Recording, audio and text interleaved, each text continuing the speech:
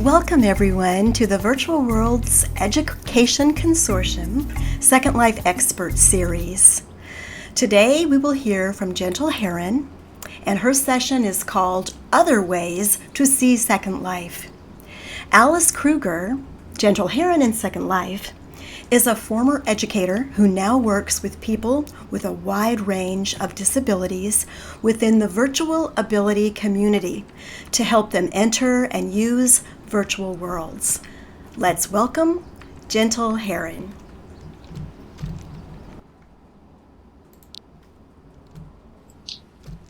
Thank you, Val. It's very nice to be here. I want to say hello to everybody in the audience. Welcome to the presentation today. It will be about visual impairment and its accommodation inside a virtual world. I'm going to start with my standard disclaimer.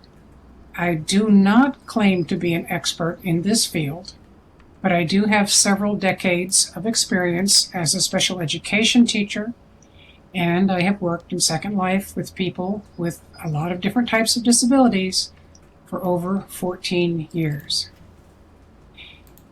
Did you know that in humans, 80% of the information transmitted to the brain comes from your eyes? I tell you that fact to emphasize for us the importance of considering vision disabilities in our work here. Approximately 12 million people in the United States are affected by a visual disability, and at least 2.2 billion people worldwide.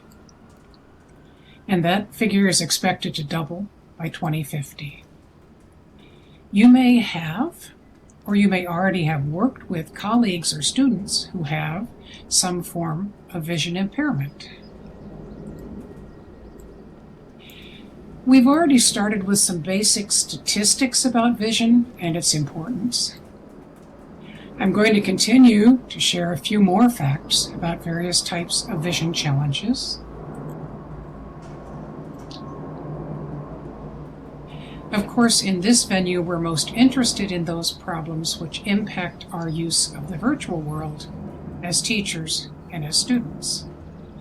I'm going to share with you some ideas for solutions to these problems. After the presentation, I'll pass out a note card with all of this text, but the live links to the resources will be here in the local chat, so I will suggest that you click and bookmark them as we go along. We're going to have a few simple activities today, so please be prepared to participate. I'm also going to pause for questions every once in a while, and feel free to ask questions when they occur to you. This slide lists 7 different factors that determine the quality of your vision, and those factors are visual acuity, visual field, binocular vision, depth perception, sensitivity to light, contrast perception, and color vision. We're going to talk briefly about each factor because any one of those can go wrong and cause a vision impairment. On the right side of this slide is the familiar Snellen eye chart most of us have probably experienced, and it has rows of letters of decreasing size as you go down the chart. Visual acuity is measured using the Snellen chart. Acuity is the ability to see details at a distance. In the US, this is measured in feet, but in most of the rest of the world, it's measured in meters. In the US, we talk of normal vision being 20/20, and it's written like a fraction. Elsewhere, in metric system, normal vision is 6/6. What this means is that if your vision is 20/20, or 6/6 for my European friends, you see details as well on an object 20 feet or 6 meters away as would a person with normal vision. If the only letter you can read at the eye doctor's office on the Snellen chart is that great big E at the very top, then your visual acuity is 20/200, or in metric 660. This means that in order to see details as well as a person can see with normal vision on an object that's 20 feet, 200 feet away, that object has to be only 20 feet in front of your nose. And in metric, that means that the object the person with normal vision is looking at is 60 meters away. It has to be 6 meters from you to see it that well. For a more detailed, non-technical explanation of visual acuity, you could look at that website. And again, I'm going to put a lot of these little URLs into local chat so you can click them and bookmark them to look at later. Visual field is the width and height of an area you see all around your eyes when your eyes are fixed straight ahead without moving side to side or up and down. You may not see it all clearly, but movement, light, color, and shape are distinguishable even at the edges of your visual field. The visual field is measured in angles. The normal visual field is about 180 degrees horizontally and approximately 130 degrees vertically. So let's do a quick self-test of visual fields. Here's our first activity. I want you to choose something to look at that is at a distance straight ahead of you. And now I'm talking to the RLU, not to the SL Avatar U. You're going to be looking outside of Second Life. Don't let your gaze wander from that spot during this test. You want to keep your eyes fixed straight ahead. Point both your arms straight ahead at that point you're looking at. So you've got both arms pointing straight ahead where you're looking. Gradually spread your arms out to the sides without moving your gaze. Keep your gaze straight ahead. Only your arms are moving, and keep looking straight ahead. At some point, as you continue to look straight ahead and you move your arms, you're going to lose sight of your arms. Hold your arms there. The angle between your arms, when this happens, is a measure of your visual field. And for most of us, we have our arms just about out to the sides for the 180-degree angle.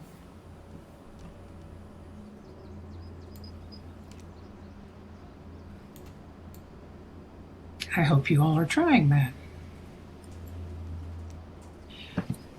Binocular vision is the coordination of what your two eyes see, so that the brain interprets this information as a single image. It's easy to demonstrate the binocular nature of normal vision. Look straight ahead, please. This is our second activity, while closing your left eye. And looking out of your right eye only, point at something far away. Just with one eye.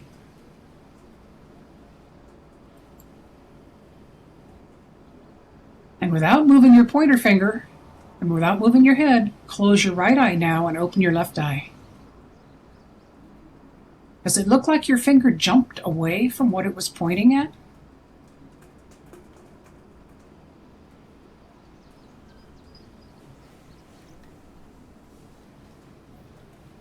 Binocular vision is important for depth perception. If you were to repeat that activity several times, but pointing at items at various distances away from you, you would notice that the offset between where you appear to be pointing with your left eye and your right eye differs. The brain interprets the difference in image presented by each eye as a measure of how far away that object is. And that's depth perception. It is estimated that 40% of the brain volume is involved in receiving information from the eyes, interpreting that information, and associating it with concepts, memories, and language. And that's also part of the explanation of depth perception. It isn't just in your eyes, it's also in your brain. Here's a good description of binocular vision and how it works to provide depth perception. And again, you can click on that link and bookmark it.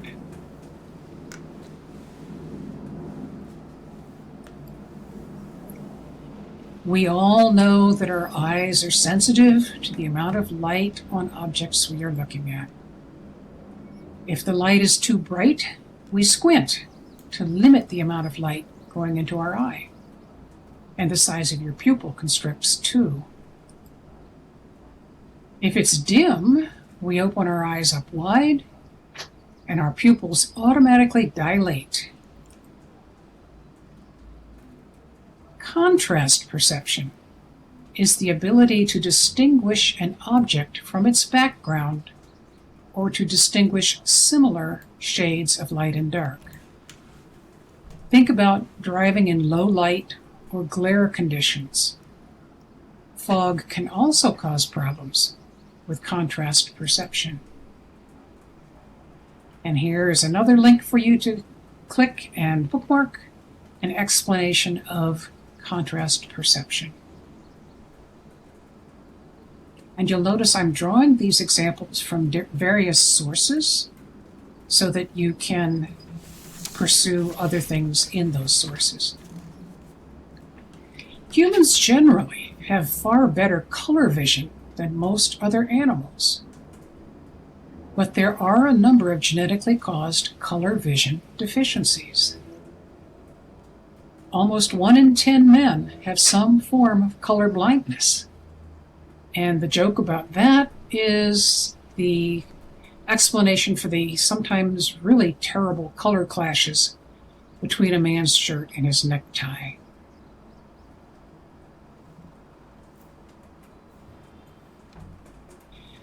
The 3 basic types of visual impairment causes are age-related, congenital, and disability or injury-related.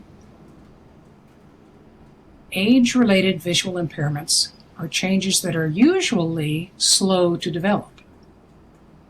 Eye care professionals detect these problems with a dilated eye exam. Many of these changes can be slowed, treated, or even prevented. 3 of the types of age-related visual impairment that you may have heard of include macular degeneration, cataracts, and glaucoma.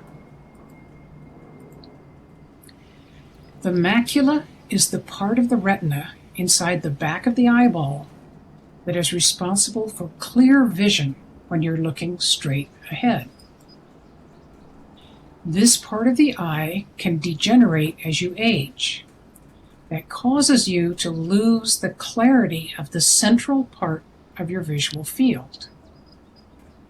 Remember, this isn't complete vision loss. The peripheral vision is usually still adequate with macular degeneration. This slide shows a photo of a little girl and her dog looking at a storybook. The image has been manipulated in the center, where you would tend to be looking, which is the girl's face, and it's now blurry to the point you would not recognize her, and you can't tell her expression. If you would like more information on macular degeneration, if you are of a certain age, you probably ought to look at this one from the Mayo Clinic. This link is a good one to click and bookmark.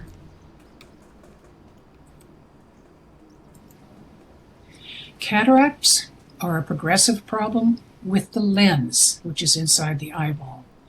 The materials of the human lens break down with age, causing overall fuzzy, or hazy vision, like you see in this picture.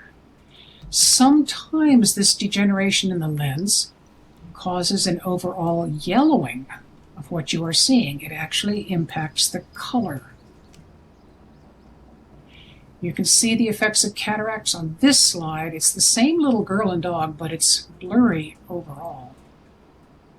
And here's a reference if you want to learn more about cataracts.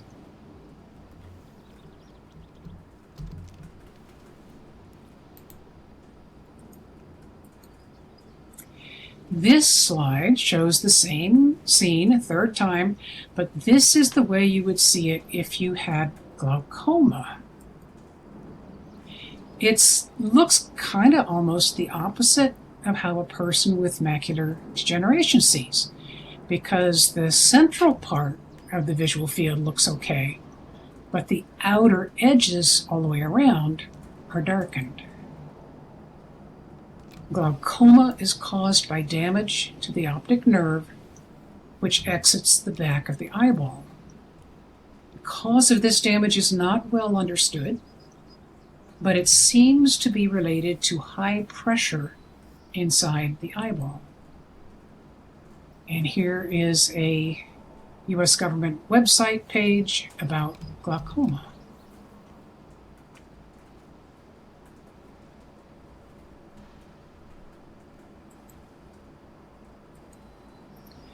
Moving on to congenital types of visual impairment, these are the ones that are present from birth. Retinopathy of prematurity is not uncommon in extremely premature infants, such as the one shown on the right of this slide who is being taken care of inside an incubator.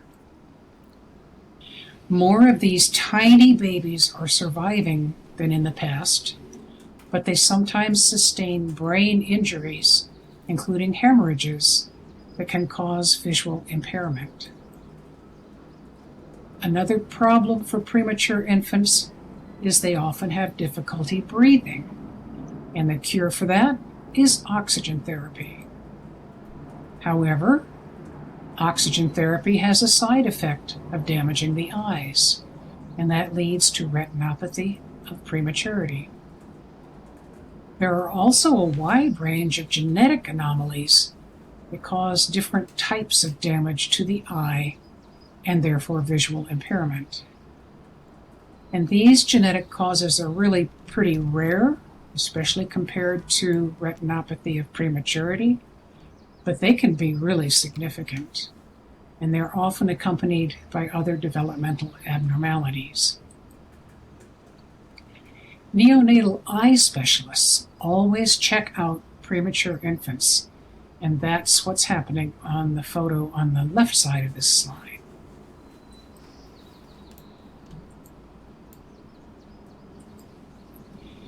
There are a lot of disabilities, infections, and injuries that can cause vision problems. Remember, although we associate vision with the eyes, the brain is also involved. Neurological damage, whether it's caused by traumatic brain injury, TBI, stroke, atherosclerotic disease, tumor, multiple sclerosis, MS, those can all cause visual impairment. This slide shows 2 MRI images from a person with multiple sclerosis who has a type of visual symptom called optic neuritis that is present in approximately half the people with multiple sclerosis. The neurologist can see damage to the optic nerve going to the brain from the eyeball, and you can see that the little arrows pointing to it in the left MRI. In addition, there's damage inside the brain itself that is caused by the scarring on the nerves that is typical of multiple sclerosis, and those are the little 2 arrows in the MRI on the right.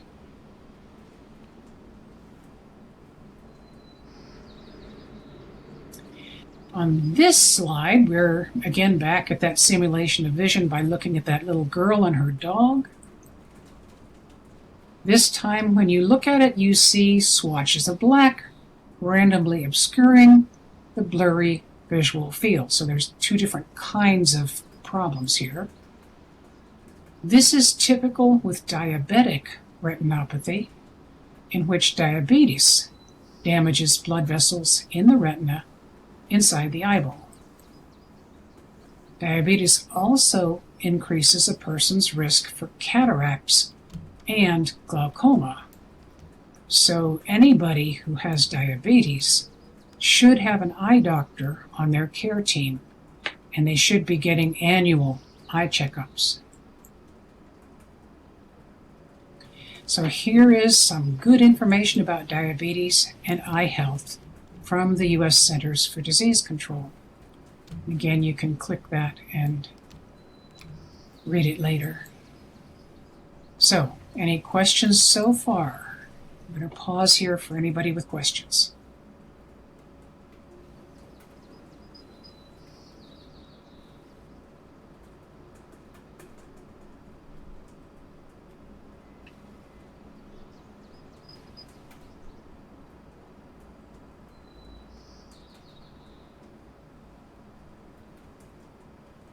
These chairs don't let me see if you're typing.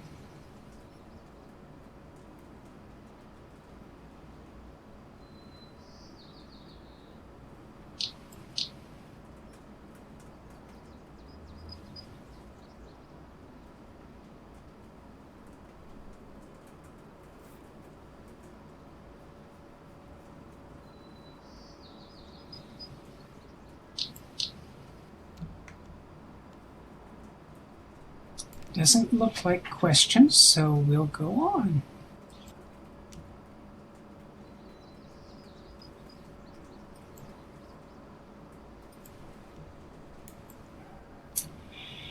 As with other types of disabilities, visual impairment can take different forms, and it also has different impacts on daily living.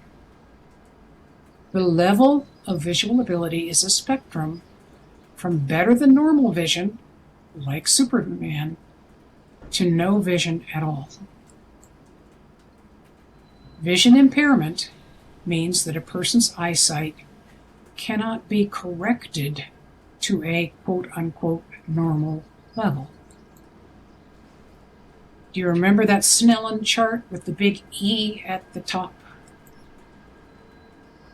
An acuity definition of vision is made by taking into account the best possible correction with glasses or contact lenses in the eye with the best non-corrected vision. We don't worry about both eyes, just one eye. Low vision means that the person has 20/70 or poorer vision in the better seeing eye that cannot be corrected or improved with regular eyeglasses or contact lenses. These would be fairly thick lenses.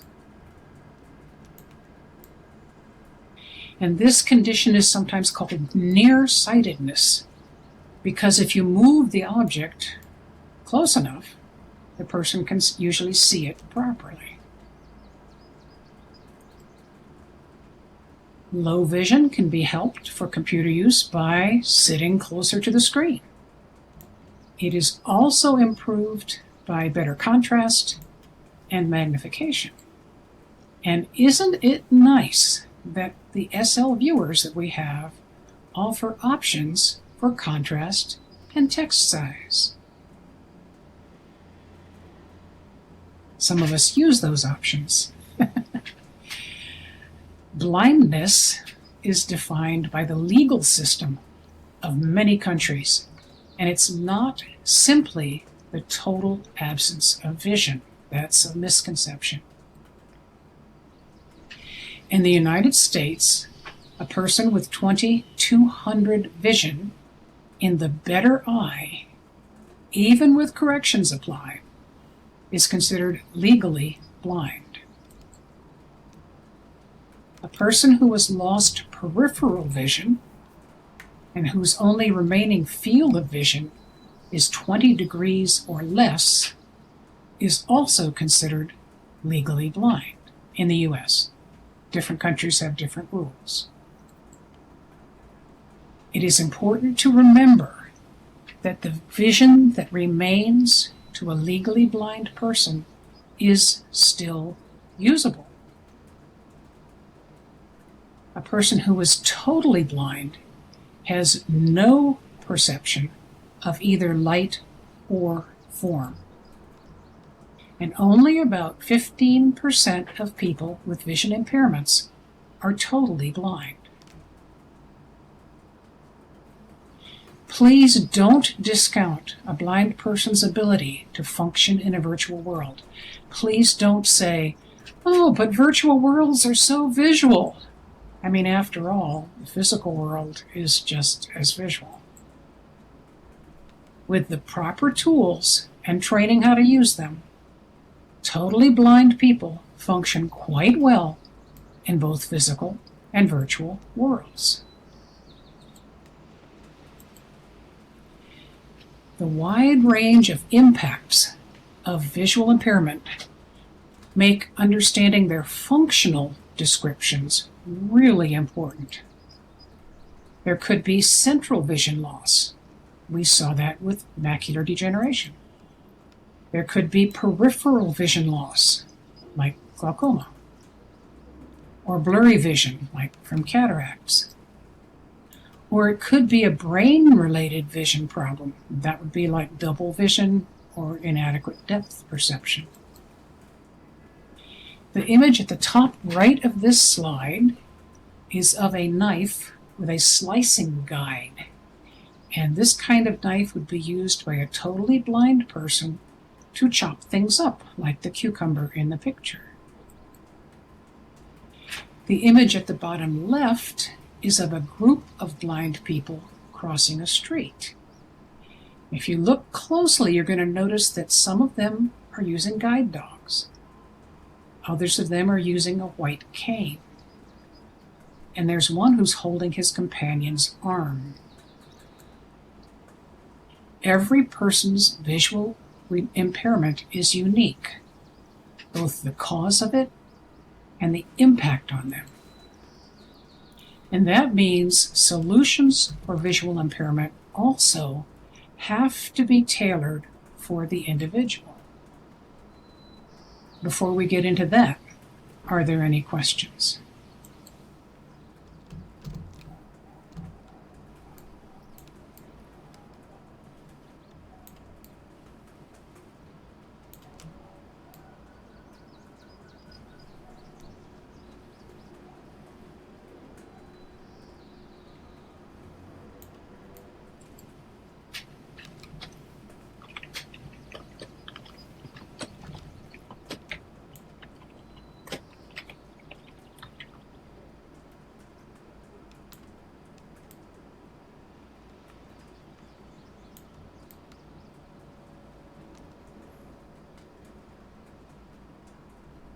And I have to ask my fellow educators, does wait time make you nervous?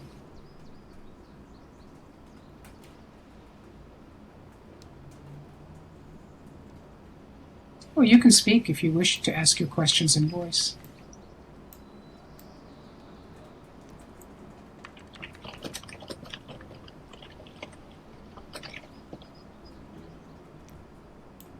Zinnia, I can imagine Zinnia has trouble with wait time.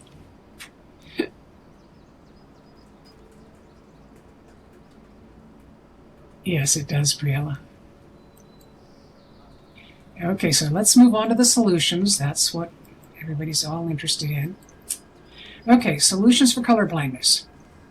Now, here's where it is your responsibility. The person presenting the information is responsible for solutions to color blindness. Oh yes, Oral. Here in a virtual world education setting, color blindness adaptations often require a bit of tweaking of graphs and other visual information. This is also true in your RL classes. You will want to use a white or light cream background with dark color print and a sans serif font. that is easiest to read. This helps with issues of contrast perception as well as with color vision difficulties. This image on this slide is a triple line graph. I have no idea if this is real. I think it's fake research. It shows weeks along the horizontal axis. It shows hours spent doing an activity along the vertical axis. There are 3 different lines representing playing video games, watching TV, and reading, and each of those activities is represented by a different color, red, blue, and yellow. What do you see on this graph that would help a person with color blindness if you could only see the graph in black and white and could not see the colors? What do you see?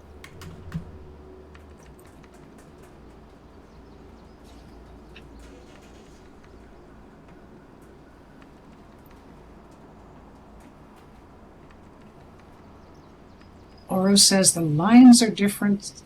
Briella, Delia are looking at the dots.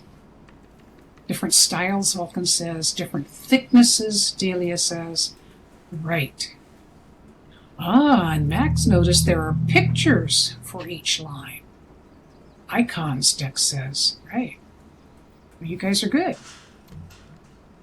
So what other type of disability might this style of graph accommodate besides a vision impairment?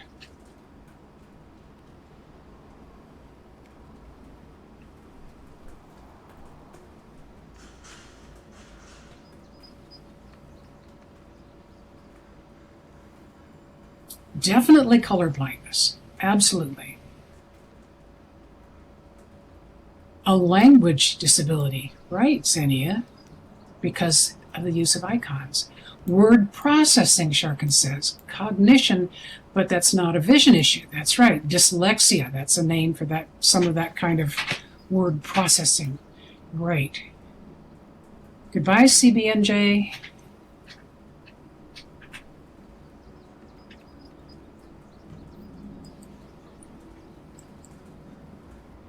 This graph is a great example of universal design for learning, UDL, because it offers different modes of representation of information. And for more on UDL, there are the guidelines from CAST. That is a really important website for you to be looking at if you're not familiar with it.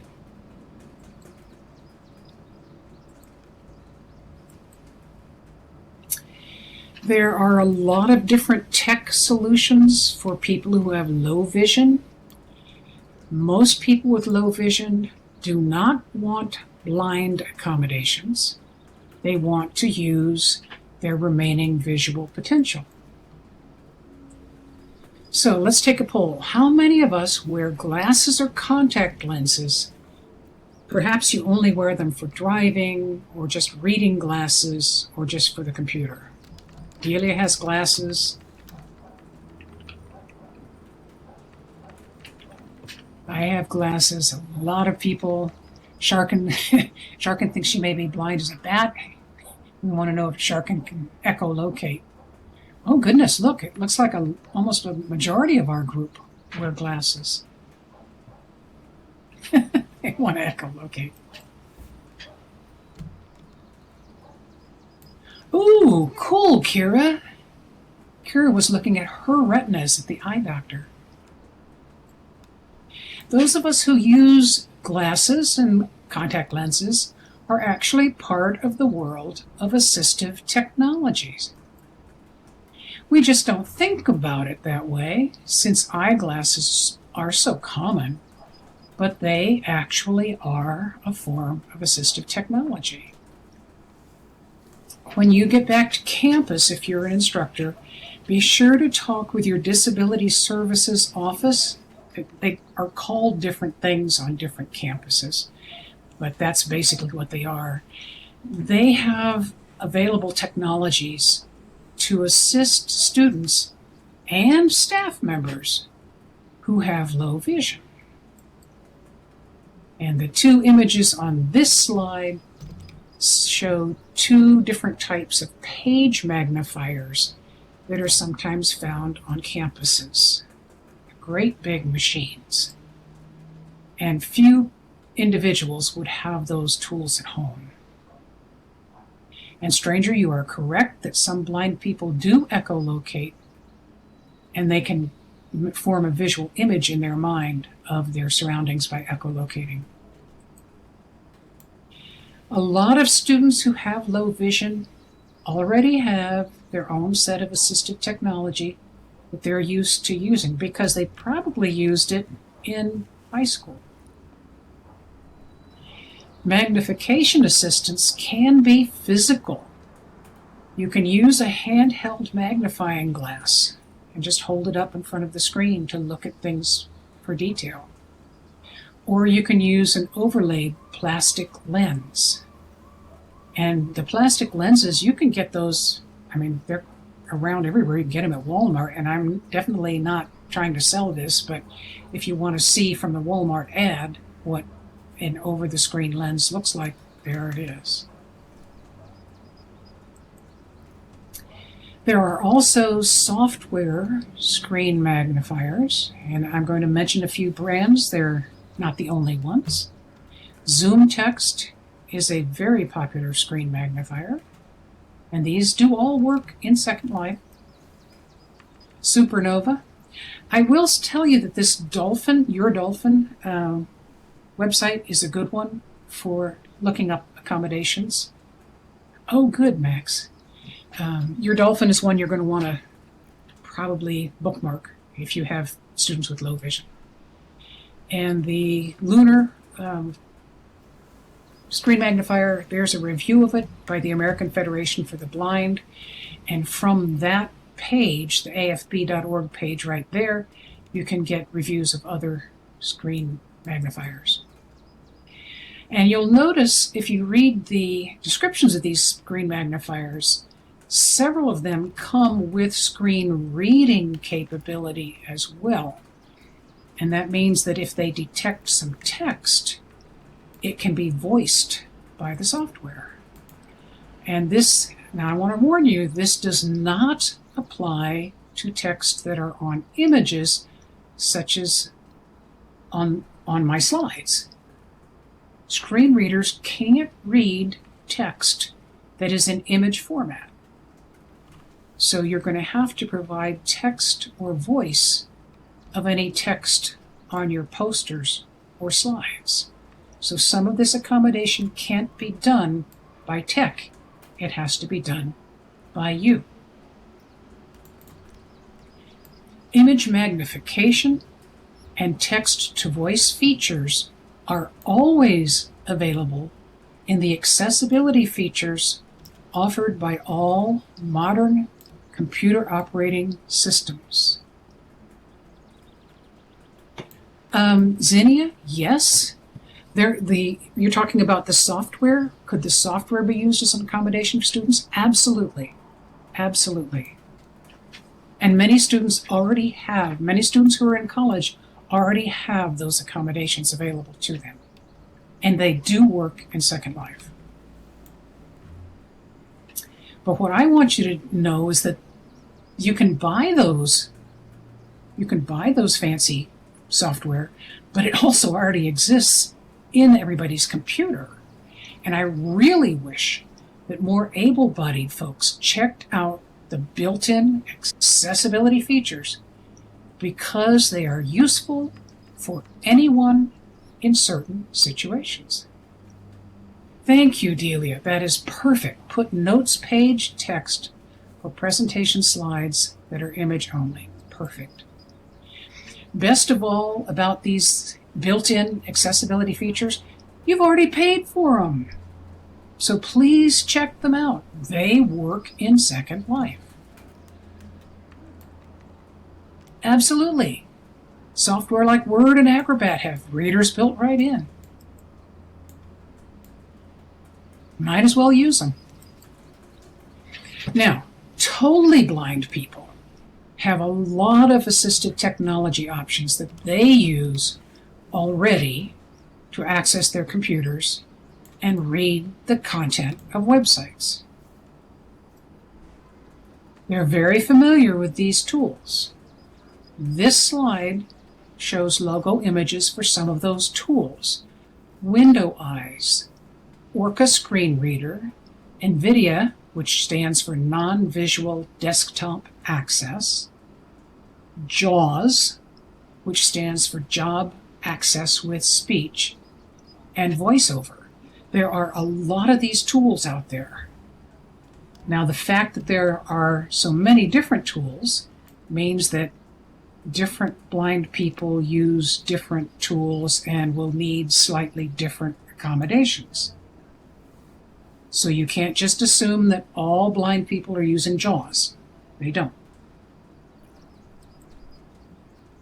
The way screen readers work is by voicing portions of the HTML coding of the website. And that's why accessibility requirements for websites include the use of alt text to describe images that offer information. So if you work with your IT department to put some of your coursework up online and you have images, they're going to ask you to provide alt text for those images. Accessibility features for most modern computer operating systems include the capability to read text on screen aloud, text to voice. So you don't have to buy these fancy things that most blind people have. Unfortunately, here's the big problem. Virtual world coding is not the same as for a website. So access by screen reader is much more difficult. Neither the Linden Viewer nor Firestorm Viewer is at all accessible to screen readers. Not at all. The Radagast Viewer does interface with screen readers, offering users a voiced description of the avatar's surroundings. It does this by reading the code that allows your computer graphics card to draw the objects in your portion of the virtual world. Radagast also has the ability to access note cards, chat, IMs, and inventory, so that those pieces of text can be read aloud by screen reader software. This means that blind Second Life users must have really high-quality computers because they are running several memory hog programs at once. SL is a memory hog. They are also running screen reader and Radagast Viewer. Unfortunately, the developer of Radagast died several years ago, and the person who took over keeping the coding updated has dropped out due to disability. So we're currently looking for someone to help keep the main viewer that's used by blind members updated. You can get a copy of the Radagast Viewer there. It is still available on SourceForge. It is open source. We do request that new blind users contact Virtual Ability at info@virtualability.org so that a mentor can assist them in signing up through our community gateway. And here I've put the entrance to our community gateway from our virtualability.org website right there.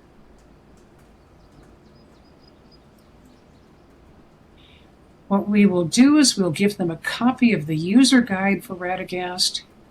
We will ask one of our blind mentors to help them get set up with their screen reader and voice, because those two tend to interfere. and we'll get a sighted mentor to help them customize their initial appearance.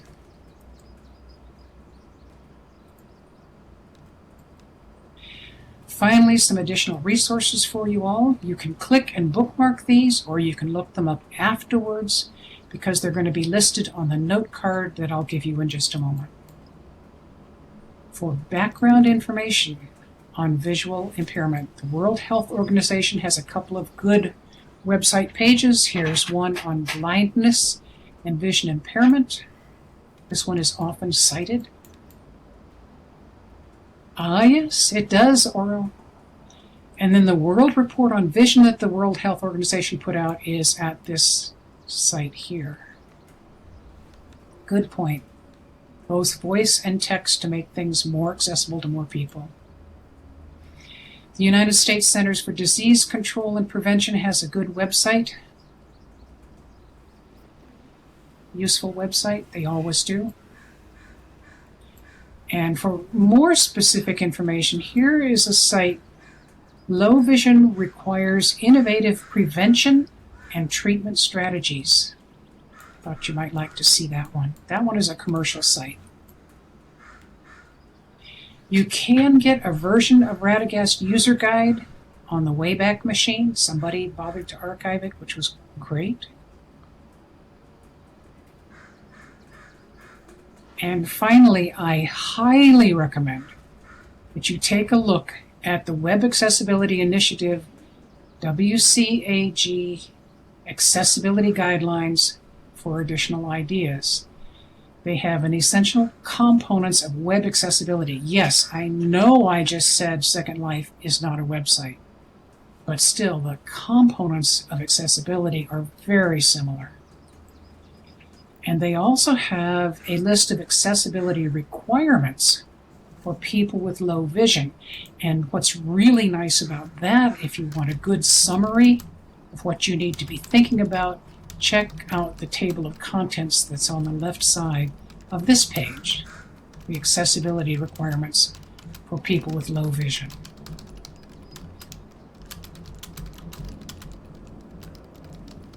And Sprocket is listing the YouTube link. Thank you all for your time and attention today. I hope you will find some of this information useful in working with your students and colleagues in the future. And so I am available for any remaining questions. And yes, Vulcan is pointing out there is a blind users viewer support group that might be of interest. Vulcan, do you want to maybe post a link to that blind users viewer support group? Okay, thank you all. And Dex has two stories. One, a blind person who can only see light and dark was going to sign for the department of the university where he was studying, but there will be a lot of chemistry involved, and there was not much allowance. At this time, disabled students organizations were just starting to provide such help for assistance being with the student on site. Fortunately, there were some studies in other departments which does not involve chemistry. Economy, not practical like on my department. Actually, there are a number of chemical use tools that are available for students and chemists who are blind. Second, 1 year they had a blind person, not fully blind, who was accessing Second Life via the normal viewer. He even had a voice lecture. We had to steer him, sometimes push his avatar to the correct place. And Dex, there are hand-holding tools that you can get in Second Life. They're, I think, usually for boyfriend-girlfriend type hand-holding, but you can use that to have someone walk with you in Second Life, another avatar. And there are also, the Radagast viewer allows you to request to follow someone. So you would walk behind the other person. So when we have field trips, our blind people usually follow someone a sighted person on the field trip. So lots of ways that you can handle that.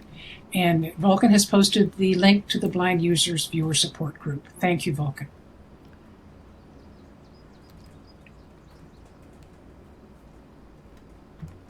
Great stories, Dex. Thank you. A light blue background works. It's not as good as white or light cream. But we had trouble one time, I think it was version 2 Second Life, they had a lot of black background. Oh, it was terrible. Don't do that, please.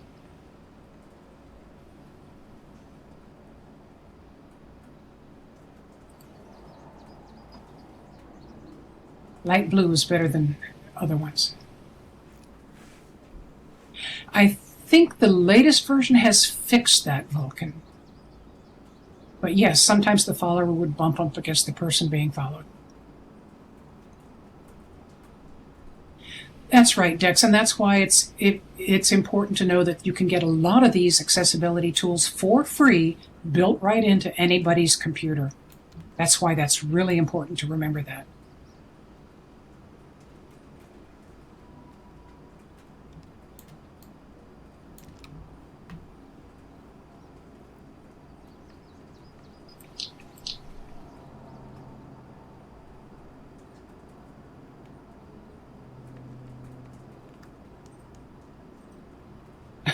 Shirkin. Thank you. And yes, mister, some people have the reverse problem, and that's why it's really nice that our viewers are able to flip the colors. The follow function is sometimes used for group tours, that's right. Sprocket has turned the streaming off. Is there a filter that simulates color blindness for Second Life? I have not seen one like that.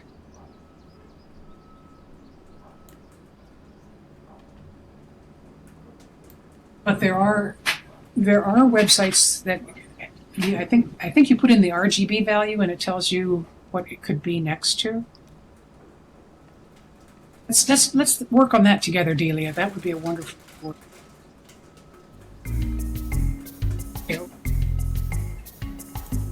I'd like to say a big thank you to Gentle for this amazing session on other ways to see Second Life. And I know we're all going to be bookmarking these great resources to save and look into and dig into later. So this was just a wonderful session, and I'll stop the recording too.